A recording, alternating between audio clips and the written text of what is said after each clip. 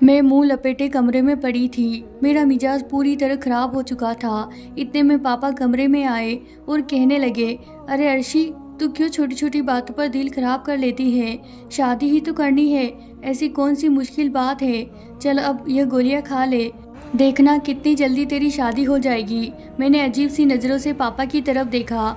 भला इन नीली पीली गोलियों से मेरी शादी का क्या ताल्लुक था? पापा ने मुझे ज़बरदस्ती उठाकर बिठाया और कहने लगे, इतना सोचने की क्या ज़रूरत है? मैं तेरा बाप हूँ और जो भी करूँगा तेरे हक में बेहतर ही करूँगा। यह गोलियाँ भी तेरी शादी के लिए ही है। पापा की बात मेरे सर के ऊपर से गुजर रही थी, लेकिन पापा के आगे मेरी कहाँ चलती, इसीलिए मैंने खामोशी से वह गोलियां खा ली। मैंने पापा से पूछा कि यह किस चीज़ की गोलियां हैं और आप कहाँ से लाए हैं? तो पापा ने मेरी बातों का जवाब देने की बजाय मुझे अपनी पिछली बातों के किस्से सुनाने शुरू कर दिए। मैं बहुत ध्यान से पापा की बातें सुन रही थी। पता नहीं मेरी किस्मत में क्या लिखा था। 38 साल की उम्र में भी मैं अपने बाप की दहलीज पर बैठी हुई थी, जबकि मेरी उम्र की सारी लड़कियां अब तक 4 बच्चों की मां बन चुकी थी। मैं तो किसी भी शादी में जाती तो एक कोने में छुप कर बैठ जाया करती थी। लोगों की चुभती नजरें और सवाल मुझ पर किसी पल चैन नहीं लेने देते थे। अब तक ना जाने कितने लोग मेरा रिश्ता लेकर हमारे घर आए थे, लेकिन जाने से पहले वह इनकार करना ना भूलते। कभी मैं अपना चेहरा आईने में देखती तो कभी अपने बालों से उतरती चांदी को महसूस करके आंसू बहाने लगती। कभी कभी मैं पापा से जीत लगाती कि चाहे किसी से भी मेरा रिश्ता करवा दे, मैं अब इस घर में नहीं रहना चाहती थी। हर लड़की की तरह मेरी भी ख्वाहिश थी कि मेरी ज़िंदगी में कोई मर्द हो जिसे मैं अपना कह सकूं और इसके साथ अपना दुख सुख बांट सकूं। मेरी ज़िंदगी में मेरे बूढ़े बाप के सिवा और कोई नहीं था। और बहुत सी बातें ऐसी होती हैं जो इंसान अपने माँ बाप से नहीं बल्कि अपने जीवन साथी से करते हैं, लेकिन वह जीवन साथी शायद मेरी किस्मत में लिखा ही नहीं था। मैं अब इन हालात से तंग आ चुकी थी। जब भी बाबा से शादी की बात करती या कोई रिश्ते वाले इनकार करके जाते तो पापा वही 7 गोलियां लेकर मेरे पास आ जाते और गोलियां खिलाकर कहते कि देखना जल्दी तेरी शादी हो जाएगी। कभी कभी तो मुझे लगता कि उम्र के साथ साथ पापा का दिमाग भी खराब हो गया है। भला गोलियां खाने से किसकी शादी कैसे हो सकती है? जब तक पापा खुद किसी अच्छी जगह मेरा रिश्ता ना करवा देते, गोलियों से कुछ नहीं होना था। गोलियों के आसरे में 5 साल गुजार चुकी थी। फिर एक दिन मेरे लिए शहर के एक बड़े वकील का रिश्ता आया, जिसकी बीवी का इंतकाल हो गया था और उसकी एक ही बेटी थी। मैंने पापा से कहा कि मुझे इस रिश्ते पर कोई एतराज़ नहीं है, आप मेरा रिश्ता यहाँ कर दे। लेकिन पापा ने यह कहकर इनकार कर दिया कि वह किसी शादीशुदा मर्द से मेरी शादी हरगिज़ नहीं करेंगे। पापा की इस बात पर मुझे बहुत गुस्सा आया था। अब मैं कोई 16-17 साल की जवान लड़की नहीं थी जिसके लिए पापा के मनपसंद का रिश्ता आते। पापा की इस ख्वाहिश ने मेरी उम्र निकाल दी थी, लेकिन पापा को अब भी इस बात का एहसास नहीं हुआ था। मैं गुस्से में वापस अपने कमरे में चली गई।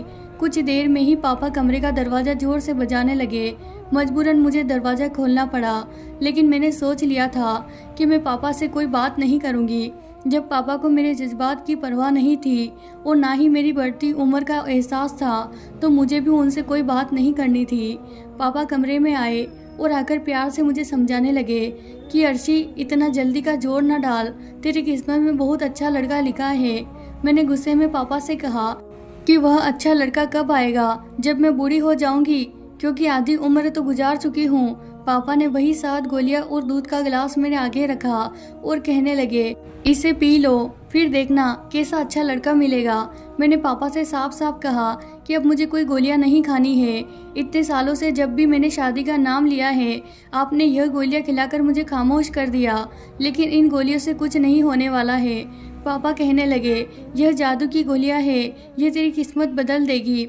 मैंने गुस्से से पापा को देखा था, जो पता नहीं किस जमाने में जी रहे थे।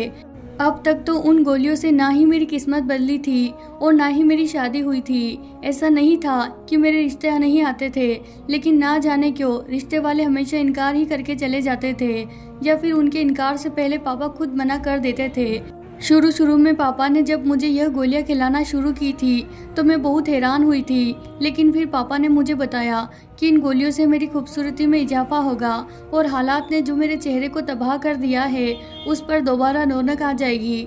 पापा की बात सुनकर मैं खुश हो जाती और दूध के साथ गोलियां खाकर थोड़ी ही देर में मुझे नींद की वादियों में उतर जाती। लेकिन 5 साल गुजरने के बाद भी ना ही किस्मत का दरवाज़ा खुला था और ना ही कोई मेरी बारात लेकर आया था। मेरी उम्र तकरीबन 38 साल हो चुकी थी और एक लड़की के लिए इतनी ज़्यादा उम्र में रिश्ता आना बहुत मुश्किल था। इसीलिए मेरी उम्मीद ने दम तोड़ दिया था। मैं हर वक्त किसी न किसी कोने में छुपकर आंसू बहाने लगती थी। मैंने पापा से कह दिया था कि अब अगर मेरा रिश्ता ना हुआ तो मैं अपनी जान ले लूँगी। मेरा हाल देखकर पापा ने मुझे वही 7 गोलियां खिलाई और तसल्ली के बोल कह दिए। दूसरे दिन कुछ रिश्ते वाले हमारे घर चले आए। लड़के की बहन एक रिश्ते वाली खाला के साथ आई थी और उसने पहले ही नज़र में मुझे पसंद करा था। ये बात मेरे लिए बहुत हैरान वाली थी। उम्र बढ़ने के साथ साथ मेरे चेहरे पर झुर्रियाँ बढ़ने लगी थी। मुझे लगा कि उनका भाई शायद मुझसे भी कहीं ज़्यादा उम्र वाला होगा या फिर पहले से ही शादीशुदा होगा, इसीलिए उन्होंने मुझे पसंद किया है। लेकिन जैसे ही तस्वीर मेरे हाथ में आई मेरे होश उड़ गए। वह तो उम्र में मुझसे काफ़ी छोटा और जवान लड़का था। तस्वीर में कोई ऐब नज़र नहीं आ रहा था और ना ही उन्होंने लड़के में कोई नुक्स बताया था। मैं हैरान व परेशान से बार बार तस्वीर को देख रही थी और फिर उन लोगों के जाने के बाद जब यह बात मैंने पापा से कही तो पापा हंसकर कहने लगे कि तेरी किस्मत खुल गई है, तुझे अब भी परेशानी है। पापा ने इस रिश्ते के लिए जैसे ही हामी भरी तो मैं खुशी से झूम उठी। पापा की गोलियां काम कर गई थी। पापा ने महीने भर में ही मेरी शादी की तारीख तय कर दी थी और जल्दी जल्दी शादी के सारे इंतजाम भी मुकम्मल कर दिए गए थे। पापा ने मुझे खुद अपने हाथों से रुखसत कर दिया था और मुझे यकीन ही नहीं हो रहा था कि मैं पापा के घर से रुखसत होकर अपने ससुराल की दहलीज पर पहुंच गई हूँ। मैं लाल जोड़े में दुल्हन बनी बैठी थी और मेरी उम्र बहुत ज़्यादा हो चुकी थी, लेकिन अरमान तो अभी भी मेरे दिल में पहले की तरह ही जवान थे। यह मेरी पहली ही शादी थी और इस शादी को लेकर मैंने बहुत सालों सब्र किया था और आज जब यह रात आई तो मैं खुशी से पागल हो रही थी। कितने सालों से यह ख्वाहिश किसी चिंगारी की तरह मेरे मन में दबी हुई थी कि मेरी ज़िंदगी में भी कोई मर्द हो जो मुझे चाहे, जिसके लिए मैं ही सब कुछ हूँ और जो मेरे लिए सारी दुनिया के सामने खड़ा हो जाए। और आज यह चिंगारी बुझ गई थी क्योंकि मैं निकाह करके उस घर में चली आई थी। 38 साल की उम्र में दुल्हन बनना एक अलग ही तजुर्बा था और मैं बार बार खुद को आईने में देख रही थी। दिल में बहुत सवाल उठ रहे थे कि मैं कहीं ज़्यादा उम्र की तो नहीं महसूस हो रही हूँ। कहीं ऐसा ना हो कि शादी की पहली रात ही मैं अपने पति के दिल में जगह ना बना पाऊँ, वह मुझे बूढ़ी ना समझ बैठे। मैंने शादी से पहले अपने बाल भी रंग करवा लिए थे। जैसे ही मुझे दरवाजे पर आहट के एहसास हुआ तो मैंने फ़ौरन घूंघट डालकर बिस्तर पर बैठ गई और खुद को तसल्ली देने लगी, ऐसा कुछ नहीं होगा। कम उम्र लड़कियों की तरह मुझे शर्माना तो नहीं आया था, लेकिन मैं नज़र झुकाकर बैठ गई थी। इमरान को लेकर मेरे दिल में बहुत से जज्बात पैदा हो रहे थे। इमरान कमरे में आए और मेरे पास आकर बैठ गए। ना ही उन्होंने मेरा घूंघट उठाया और ना ही कुछ देर तक कोई बात की। मुझे अजीब सी घबराहट होने लगी थी। वह उम्र में मुझसे कुछ कम थे और बहुत खूबसूरत भी थे। मुझे यह खौफ सता रहा था कि कहीं उनके घर वालों ने ज़बरदस्ती तो उनकी शादी मेरे साथ न कर दी हो। उन्होंने मुझसे कहीं ज़बरदस्ती तो शादी नहीं की। दरअसल शादी से पहले मेरी और इमरान की कोई मुलाकात नहीं हो सकी थी, सिर्फ हमने एक दूसरे को तस्वीर में ही देखा था। जब कुछ देर तक इमरान ने मुंह से कोई लफ्ज नहीं निकाला तो मैंने खुद ही अपना घूंघट उठा लिया। मेरा सारा वजूद ठंडा पड़ गया था। मुझे एहसास हो गया था कि उन्होंने मुझसे यह शादी ज़बरदस्ती की है। मैंने फ़ौरन ही इमरान का हाथ थामा और उन्हें यकीन दिलाना चाहा कि मैं सारी ज़िंदगी उनसे वफादार रहूंगी और उनकी खिदमत करूंगी। वह मुझे एक मौका दे दे। मेरी बात सुनकर इमरान अजीब अंदाज से हंस पड़े और कहने लगे, तुम्हें मौका देने की क्या ज़रूरत है, तुम तो पहले ही एक तजुर्बाकार औरत हो। इमरान की बात सुनकर मैं शर्मिंदा हो गई। मुझे लगा कि शायद वह मेरी उम्र का ताना दे रहे हैं, क्योंकि मैं उम्र में उनसे तकरीबन 5 साल बड़ी थी और उसकी वजह से मुझे लगा था कि वह मुझे नहीं अपना सकेंगे। लेकिन बात कुछ और ही थी। इमरान ने अपना मोबाइल फ़ोन निकाला और स्क्रीन पर कुछ बटन दबाने के बाद जैसे ही अपना फ़ोन को मेरे सामने रखा तो मेरे कदमों तले से ज़मीन निकल गई, क्योंकि उनके मोबाइल फ़ोन की स्क्रीन पर कोई और नहीं बल्कि मैं थी। जो मंजर नजर आ रहा था उसे देखकर मेरे कदमों तले ज़मीन निकल गई थी। मेरी ऐसी तस्वीर इमरान के मोबाइल में किसने भेजी थी, मैं समझ नहीं पाई थी। मैंने हैरत और आंसू भरी नज़रों से इमरान की तरफ देखा और पूछा कि यह क्या है। वह नफरत से कहने लगे कि यह तो तुम मुझे बताओगी कि यह क्या है। तुम्हारी ऐसी तस्वीर मेरे पास मौजूद है और तुम मुझसे पूछ रही हो कि यह क्या है। तुम खुद देखो कि तुम्हारी कैसी तस्वीर है, इसमें क्या नजर आ रहा है। यह तस्वीर खुद चीख चीख कर बता रही है कि तुम तो पहले से। इमरान ने नफरत से अपना मुंह फेर लिया था। तो तुम पहले से ही पूरी की पूरी तजुर्बेकार हो। अगर मैंने निकाह से पहले यह तस्वीर देखी होती तो मैं तुमसे कभी भी शादी का सोच भी नहीं सकता था। मैंने तो यह सोचकर तुम्हें अपना बनाया था कि तुम एक कुंवारी सी सीधी औरत हो जिसकी अब तक शादी नहीं हुई है, और मैं तुम्हें आसरा दूंगा और हम एक साथ अच्छी जिंदगी गुजारेंगे। लेकिन मुझे क्या मालूम था कि मुझे शादी की रात तुम्हारी ऐसी तस्वीर मिलेगी जिसे देखकर मेरे सर पर आसमान गिर पड़ेगा। तस्वीर को देखकर मुझे पता चला कि तुम क्या हो। आज की रात ऐसे घूंघट डालकर बैठी हो जिसे बहुत हया वाली हो। अगर तुम यह सब पहले ही कर चुकी थी तो फिर मुझसे शादी क्यों की और खुद को कुंवारा जाहिर करने का ड्रामा क्यों किया? इमरान के लफ्जों ने मेरे होठ को सी दिया था। मैं खामोशी से उनके चेहरे को तक रही थी। बहुत कुछ कहना चाहती थी लेकिन जुबान साथ देने को तैयार नहीं थी। कुछ देर पहले जो एहसास और जज्बात मेरे दिल में थे वह सब खत्म हो गए थे और अब मुझे समझ ही नहीं आ रहा था कि मैं इमरान से क्या कहूँ। वो सारे लफ्ज जो मैं पिछले 1 महीने से छुपाए बैठी थी और सारे इशारे जो मुझे इमरान के लिए कहने थे वह सब कहीं खो गए थे। मैं नहीं जानती थी कि मेरी इसी तस्वीर मेरे पति के पास कहाँ से आई, लेकिन जो भी था अब सब खत्म हो गया था। मेरी ऐसी तस्वीर देखने के बाद तो इमरान कभी मुझे अपनी ज़िंदगी में ना रखते और इस बात ने मेरी जान निकाल दी थी। बहुत मिन्नतों और मुरादों के बाद उम्र के इस हिस्से में आकर मेरी शादी हुई थी और मैं अपने घर की हुई थी और पहली ही रात में सब कुछ मिट्टी में मिल गया था। मेरी आंखों से आंसू आ गए थे। मेरी तस्वीर अब भी मेरे सामने खुली पड़ी थी जिसमें मैं पूरी तरह मैंने अपनी आंखें नीचे की क्योंकि इससे ज़्यादा मैं इस तस्वीर को नहीं देख सकती थी।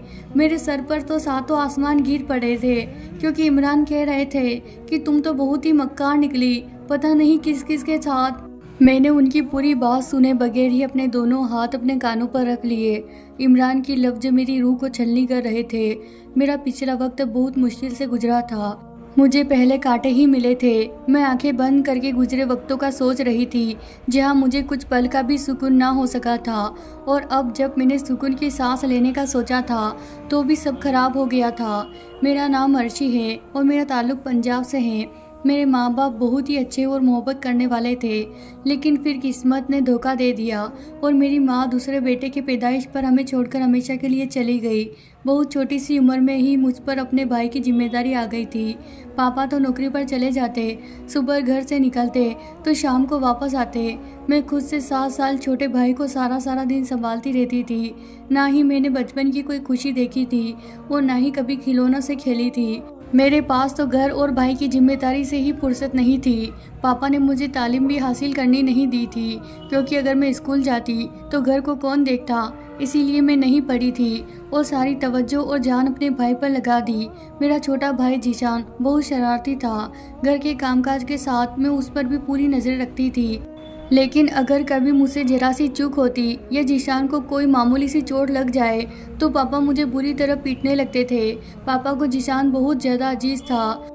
उसको अगर एक खरोच भी आ जाती तो पापा की आंखों में आंसू आने लगते, जबकि मेरी बड़ी से बड़ी तकलीफ भी पापा को नज़र नहीं आती थी।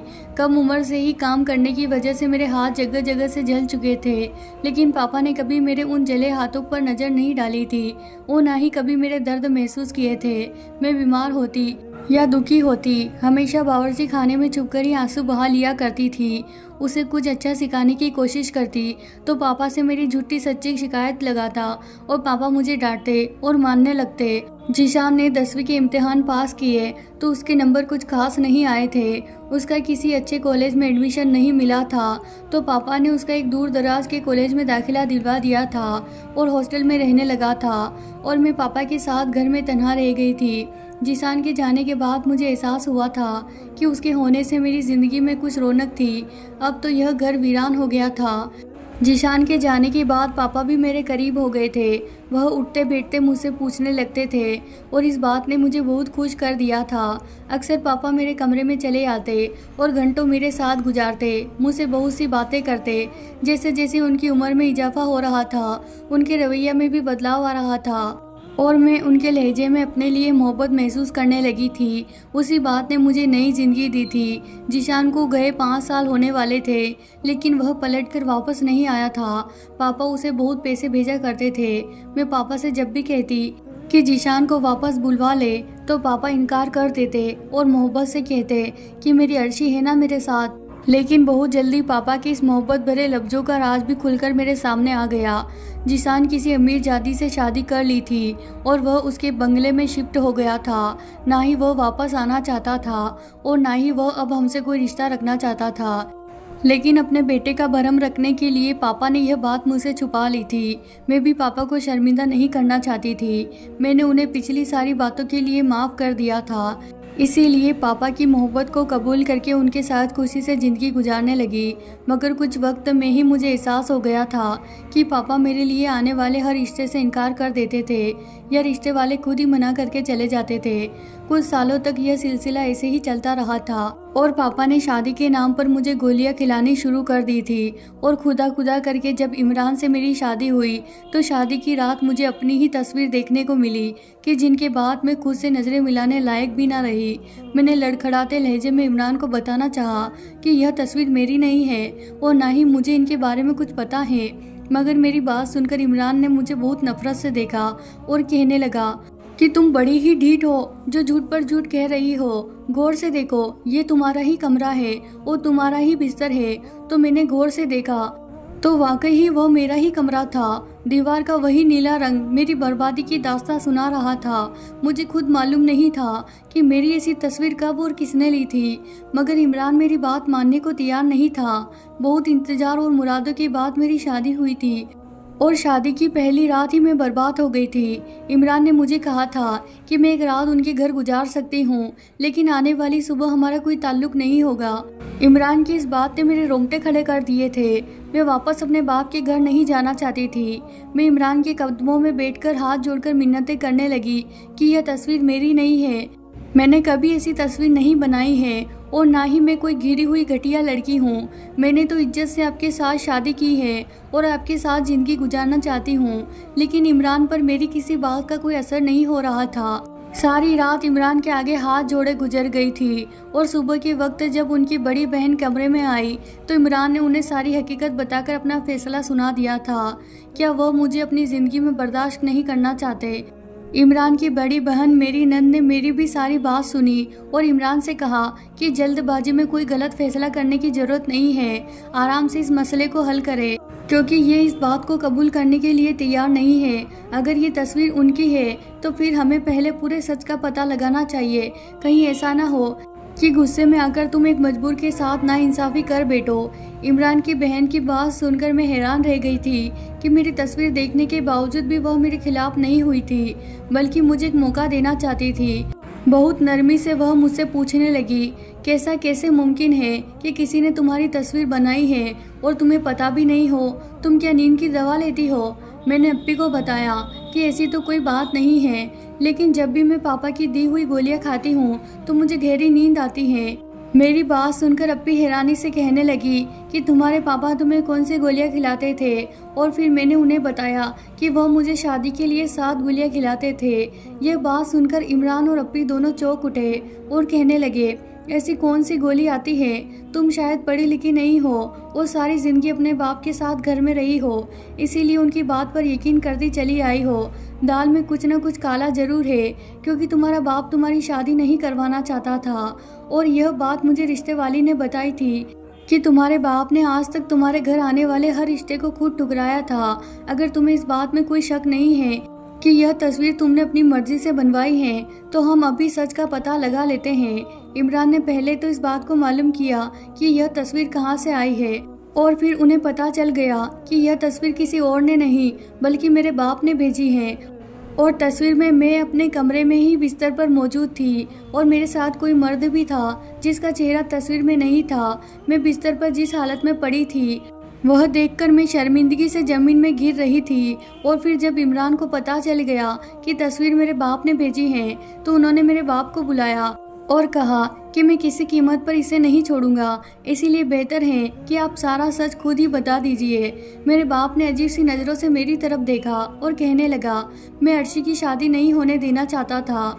अपने इकलौते बेटे को मैंने यह सोचकर बहुत मोहब्बत से बड़ा किया था कि वह मेरे बुढ़ापे का सहारा बनेगा, मगर वह मुझे छोड़ गया था। मैं उम्र के इस हिस्से में तन्हा नहीं रहना चाहता था, इसीलिए मैंने फैसला कर लिया था कि मैं कभी अर्शी की शादी नहीं करूँगा। लेकिन फिर शादी के नाम पर अर्शी खुदकुशी करने की धमकी दी तो मजबूरन मैंने तुमसे उसकी शादी करवा दी, उसे यह दिखाने के लिए कि मैं उसकी शादी के खिलाफ नहीं हूँ। मगर सच तो यह था कि मैं कभी चाहता ही नहीं था कि अर्शी अपने घर की हो। इसीलिए मैंने जानबूझकर अर्शी की ऐसी तस्वीर खींची और तुम्हें भेज दी। इन तस्वीरों में अर्शी के साथ कोई और नहीं बल्कि मैं हूँ। अर्शी नींद की दवा के असर में थी, वही दवा जो शादी के नाम पर मैं उसको खिलाकर सुला दिया करता था। मैंने सोचा था कि अर्शी की ऐसी तस्वीर देखकर तुम फौरन उसे तलाक दे दोगे, लेकिन जब रात भर इंतजार करने के बाद अर्शी घर ना लौटी तो मैं जान गया कि तुम आम मर्दों जैसे नहीं हो। अपने बाप की बात सुनकर मेरे होश उड़ गए थे। मेरे बाप ने सिर्फ अपने बुढ़ापे को बचाने के लिए मेरी शादी ना करने का फैसला किया था, ना ही मेरी ख्वाहिशों की परवाह की थी और ना ही मेरे जज्बातों का एहसास किया था। अगर आप समझदारी से काम ना लेते तो शायद मेरा घर तबाह हो जाता और पापा अपने फैसले पर कामयाब हो जाते। इमरान ने मुझसे माफ़ी मांगकर मुझे गले से लगा लिया था कि एक तस्वीर के पीछे उन्होंने मेरे बारे में बहुत गलत सोचा था। मैं अप्पी की शुक्रगुजार थी। पापा बाप थे और उन्होंने जो कुछ भी किया था वह तन्हाई के खौफ से किया था। क्या आपने भी कभी ऐसे वालिदैन को देखा है जो अपने ही औलाद की शादी करने से डरते हैं? दोस्तों, अगर आपको आज की कहानी पसंद आई है तो इसे लाइक जरूर करें। साथ ही अगर आप हमारे चैनल पर नए हैं तो इसे सब्सक्राइब करना बिल्कुल ना भूलें। आपकी क्या राय है इस कहानी के बारे में, वो भी हमें कमेंट के जरिए जरूर बताएं। मिलते हैं इस तरह की नई कहानी के साथ अगली वीडियो में। धन्यवाद दोस्तों।